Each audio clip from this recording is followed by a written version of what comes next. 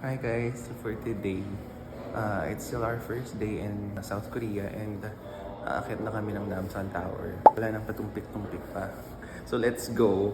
Aakyat na namin and sana mag-snow, diba? First day of hoping na mag-snow.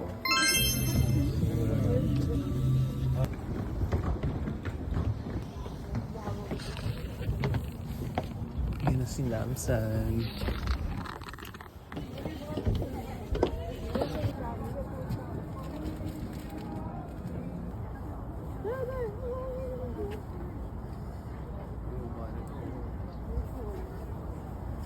Nandito na ako sa tuktok. Ayan siya.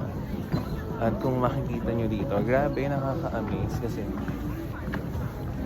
sobrang luluma na ng mga lock.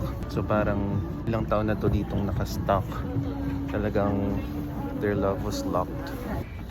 Ang lamig, so sinuot ko na tong pangmalakasang hat. I'm like a bird, ha? I'm like a bird! Super lamig. Namumula na yung mata ko. Biglang gumanyan. Anyways, bababa na kami. Goodbye, Namsan Tower.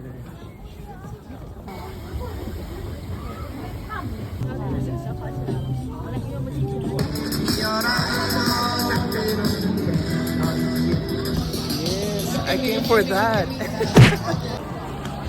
Pabalik na kami sa hotel. Ayaw niya ako ipag-Olivia. Bukas, anyways. Day 1 of hoping for a snowfall fail. Bawi bukas. Let's go. Olivia ang bukas. Che! Ang aming daan papuntang hotel for the next 9 days. Day 1 done. Wow! Hiking. Leg day. Every day.